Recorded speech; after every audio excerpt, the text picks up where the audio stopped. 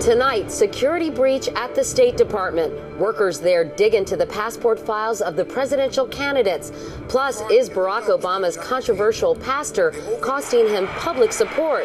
We'll tell you the results of a new CBS News poll. I'm Katie Couric. Also tonight, extreme weather. From a home swept away by floodwaters to a snowstorm stranding thousands of holiday travelers. Kids surf the web for a cheap way to get high and are told to look in their medicine cabinets. And she lost her son in Iraq, then did something amazing for his buddies. Hey, babes. Steve Hartman's Assignment America.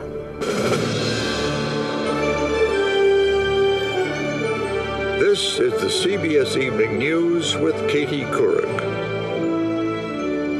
Good evening, everyone. Was it political skullduggery or maybe just bureaucrats with time on their hands? We don't know the reason yet, but in a breach of security, people working for the State Department got into the passport files of all three presidential candidates, Barack Obama, Hillary Clinton, and John McCain. Whatever the motive, it raises questions about how well the government is guarding the personal information it has on all of us. Here's Jim Axelrod. State Department officials had some explaining to do to all three candidates, but first, there was some apologizing to do. I told him that I was sorry, and I told him that I myself would be very disturbed if I learned that somebody had looked into my passport file. 2 workers have been fired for snooping in Barack Obama's passport files on 2 separate occasions. They're contract workers, employed by a private company hired by the State Department. A 3rd contract worker breached both Obama and McCain files. That person has been disciplined, but is still employed. The Clinton file was breached last summer by a State Department trainee who was admonished. The State Department says at this early stage, it doesn't appear to be dirty tricks, just prying eyes. It is still our initial take. This was, I referred to it as imprudent curiosity. The last case like this was 16 years ago, when the State Department sped up a request from opponents of then Democratic nominee Bill Clinton to look at his file. After a 3-year investigation, no criminal charges were brought. David Loffman, one of the investigators then, says this case sounds different so far. It may boil down to simple human folly and voyeurism. In the wee hours of the morning, individuals surfing a database to look for information about famous people. At the very least, the files contain passport applications, meaning names, dates of birth, social security numbers, possibly places you traveled. But also potentially vulnerable, your most sensitive information. Tax records at the IRS, military records at the Pentagon, criminal histories at the Department of Justice. They're all at the hands of contract employees throughout the government. The agencies are taking advantage of new technologies to gather all this data, but they haven't put in place adequate privacy safeguards to ensure that misuse doesn't occur. There are 2,600 contract workers in passport services alone. As for his part, Barack Obama says an internal State Department investigation alone isn't enough. He welcomes all those calls he's been hearing for congressional investigations as well. Katie? Jim Axelrod at the State Department tonight.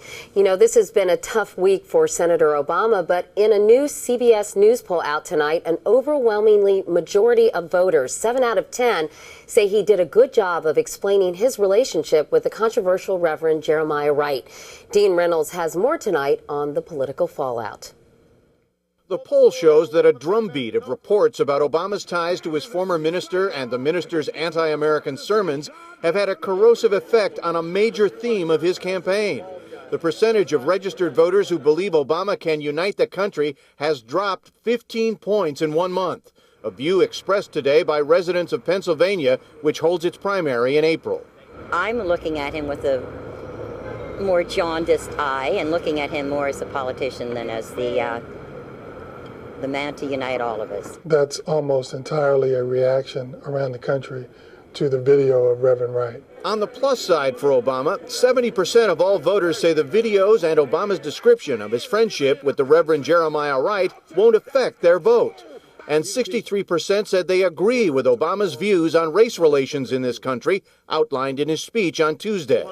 The best speech I've ever seen, for a lot of reasons. I mean, because he he addressed the issue and he saw it from both sides. If such sentiments suggest the controversy may be winding down, it lived for another news cycle thanks to this photo in this morning's New York Times. The paper says the Obama campaign provided it, showing Reverend Wright and none other than President Bill Clinton at the White House. The Clinton campaign brushed it off as one of thousands of events where official White House pictures are taken. But it competed for space with truly good news for Obama. And you are a once-in-a-lifetime leader. The coveted endorsement of former presidential candidate and the nation's only Hispanic governor, Bill Richardson. The next president of the United States, Barack Obama. And a new Gallup poll out today shows that Hillary Clinton's lead nationally over Barack Obama has been shaved from 7 points to 2 points over the last 2 days. A sign, according to Gallup, that Obama's efforts to reverse the negative tide may have been effective. Katie? All right, Dean Reynolds reporting from snowy Chicago tonight. Joe Trippi is a Democratic strategist and a CBS News political analyst. Joe, will it take a miracle, or can Hillary Clinton somehow still pull this off? Well, it's not going to be easy, but there is still a path. I mean, she has to win Pennsylvania, as everybody expects she's going to. But then May 6th looms very important for her. She has to win in Indiana and I believe North Carolina. In fact, moments ago, President Clinton said that she may have to win North Carolina, that the whole campaign may come down to that. And so that's where she has to do this. If she can have that momentum and keep this momentum going, then she can knock down possibly states like West Virginia and Kentucky, take it all the way into convention. But this is going to be a tough battle. Indiana and North Carolina are expected to be for Obama, but she's been closing the gap, so it is possible. If things continue to go her way, or if they do go her way, as you've just outlined, could she possibly exceed Barack Obama in the popular vote? Well, it would have been easier if Michigan and Florida had revotes, but she can do it. She can win by several 100,000 votes in Pennsylvania. If she wins Indiana and North Carolina, that's what makes them so important. Because if she can't win there, then there's no way to lead the popular vote. There's no way for her to do that. So that's where I think if she doesn't beat Obama there, he's probably stopped her. It's very tough for her to do it. And if she does exceed him in the popular vote, the superdelegates are in a real conundrum, aren't they? Yeah, it's going to be a big problem for them, yes. And how does Barack Obama stop her from doing what you just said? Well, he's had a big erosion in his support among white voters in the past week or two because of this Reverend Wright controversy. So he needs to get those white voters back in North Carolina. That's how he stops her. All right, Joe Trippi. Joe, thanks so much. Now to the floods that are causing so much devastation in the country's midsection. They're now blamed for at least 16 deaths.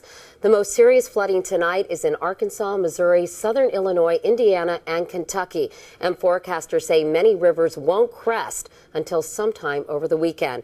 Hari Srinivasan is in Pacific, Missouri. Hari, I understand sandbags are a very precious commodity right now. That's right, Katie. It is all about sandbags and it's all about pumps. Just in this one property in Pacific, Missouri, they've got 10,500 sandbags, and these pumps are going to work all night to try and win the fight against the Merrimack. Now, downstream in Fenton, it's an all-out sandbag war. It's a miserable Friday along the Merrimack in Fenton, Missouri. It's man against the river, and the river is winning. We're looking at a level about here, so we're still building this wall up. This watering hole is normally about 2 blocks from the water. More than 500 volunteers have pitched in to try and save the structures in downtown. The only thing keeping the water at bay is canvas and sand.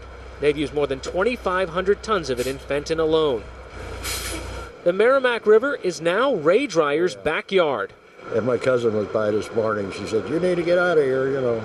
But I'm not going to wait to the last second. He stayed as long as he could, but will soon be joining the thousands made homeless by the rising waters. It's a tremendous amount of extra water. Oh, yes.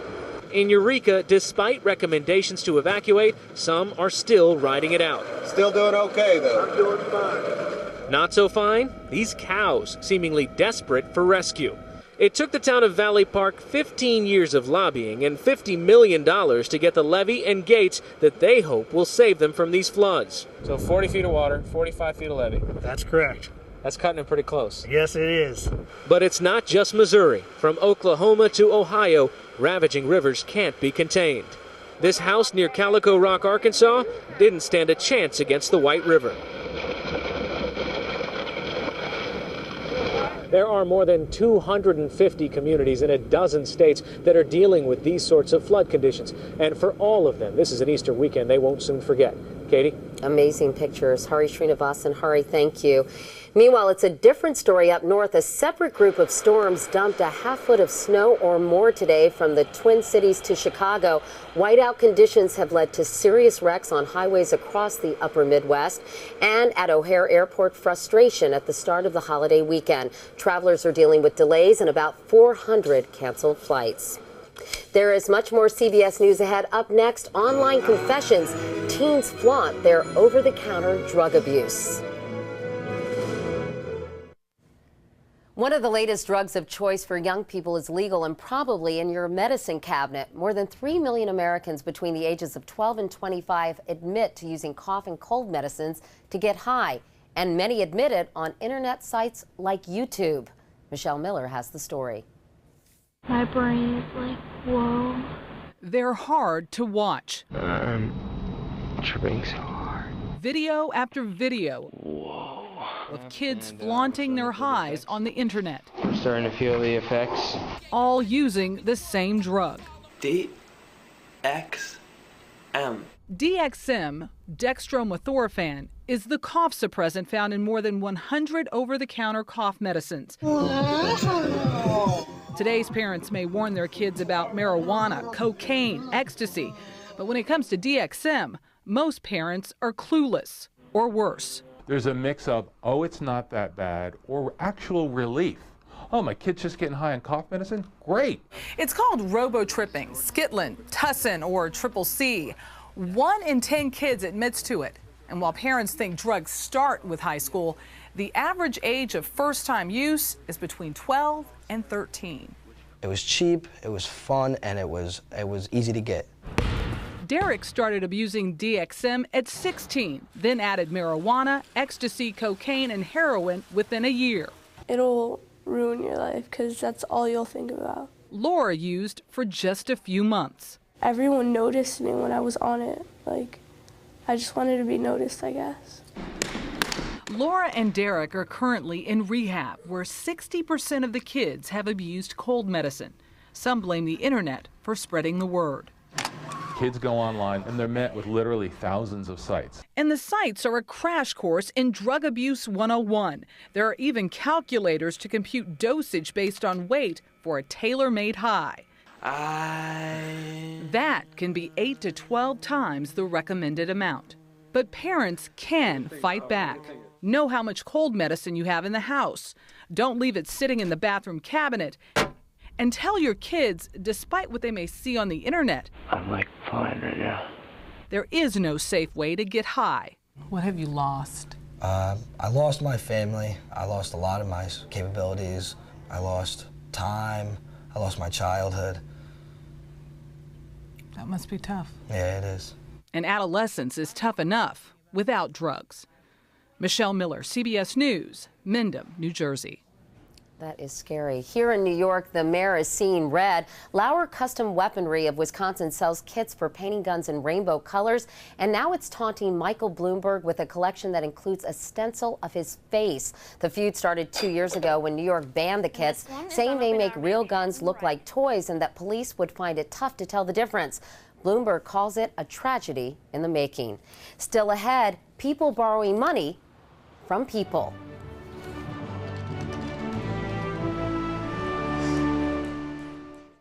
No question about it, the credit crunch is making it tougher to get a loan, but many people have found a new source for money: other people. It's a $1.6 billion industry now and expected to grow 800% in 2 years. Here's John Blackstone. Justin Brown didn't think he was being extravagant when he borrowed $4,700 to buy his motorcycle. But he already owed $5,000 on his credit card, and the interest was crushing. So you were paying 31% on your credit card. Yeah. What are you paying now? 10%.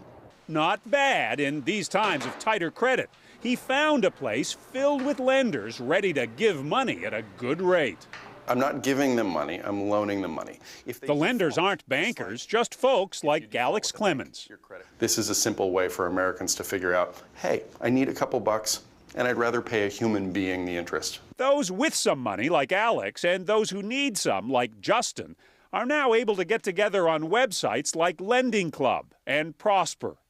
Since CBS first reported on Prosper a year ago, the credit crisis has made person-to-person lending take off. In that year, the number of people using Prosper has nearly tripled to 630,000. The people that really used to have, options everywhere. They could get a home equity loan. They could get, 0% on their credit cards. And that's really changed. Those options are off the table. So we're seeing those people now turning to other Americans. Other Americans who see person-to-person lending as a haven, away from the chaos created by the experts on Wall Street. Well, it's certainly more interesting than playing the stock market and slightly less heart-wrenching as the Dow goes up and the Dow goes down and the NASDAQ goes sideways. And while big financial institutions have been losing billions, even going under, Clemens says so far his person-to-person loans have been paying off nicely. This is a democratization of the finance market. What appeals to lenders and borrowers both is cutting out the big banks. You're sort of cutting out the middleman. Exactly. Yeah, and I think that's why you can get better rates. There's less red tape, less bureaucracy. Beating the financial giants at their own game. Now that's priceless. John Blackstone, CBS News, San Francisco. Now to a big money court ruling for some current and former Starbucks employees. A California judge has ordered the coffee giant to pay them more than $100 million in back tips. The workers, as many as 100,000 of them, were forced to share their tips with managers in violation of state law. Starbucks plans to appeal. Coming up next, a Gold Star mother in Steve Hartman's Assignment America. We end tonight with an extraordinary woman. She's given birth to 5 children and adopted another 4. And this week, she played mother hen to a platoon of Marines. Here's Steve Hartman's Assignment America. Are you excited? They're going to be coming. Yeah, I want to hear you hooting and howling. All right. Maureen O'Hare of Rockland, Massachusetts supports the troops. And I don't mean in that patronizing bumper sticker sort of way. I mean, she really supports the troops. Specifically, the Marines. Hey, guys! And in particular, these Marines. A platoon of soldiers from the 2nd Battalion, 6th Marine Regiment based at Camp Lejeune, North Carolina. Maureen has given them so much. Starting with her son. Last year, just before his 21st birthday, Lance Corporal Walter O'Hare was killed in Iraq. God has a date we come in and a date we leave. And Wally did what he had to do, and it was time for him to go back. Obviously, you can't ask for anything more from a Gold Star mom. But that proud Irish woman wanted to give more anyway. Oh my God, the bus is here. So, using the $20,000 death benefit she got from the government, Maureen O'Hare offered to fly up the whole platoon for a St. Patrick's Day bash in Boston. Hey! She welcomed them like family. Hey, babes. Exactly like family. You bring all that mud in my house, I'm kicking your ass. They come into my home and they're just like having my other kids around. Maureen is widowed with 8 other kids. She certainly had plenty of other ways to use that 20 grand. And yet she chose to spend it on flights and hotels for the men her son served with. Yeah, I want to remember him, his face, his smile, everything. I love that kid. I think about him every day, and I always will. Partly to honor Walter, but mostly to honor the friends he left behind. Maureen scheduled a full weekend of royal treatment, from a church service to a night on the town to the highlight. A spot in the big Boston St. Patrick's Day parade. Did they have a good time? What do you think? I was amazed. This is just overwhelming. She's probably one of the most amazing women I've ever met in my life. If a mother can cope with such a loss so well, I know that I can do it too. It's the message, the gift Maureen was hoping these boys would leave with. Men and women leave the service and they're very hurt because they lost good friends. And I don't want these guys to regret that Wally died. If these guys walk away and they remember Wally and not grieve, it will make me happy. And what would make Maureen even happier is if the guys would come back and do it all over again for Memorial Day. And if she can come up with the money, she's going to do it. That's so terrific. Yeah. That was great, Steve. Tell us about next week's story. Next week, we have a story about a rock. Not Iraq, a rock. A very controversial rock. How Ohio got it and why Kentucky wants it. Next week. Until then, your assignment, America, is to send me some good story suggestions. Just go to cbsnews.com, find the Assignment America section, and tell me all about it. All right. Thanks, Steve. Have a good weekend. You too. And that is the CBS Evening News. I'm Katie Couric in New York. Thank you for watching this week. Have a great Easter weekend. Good night.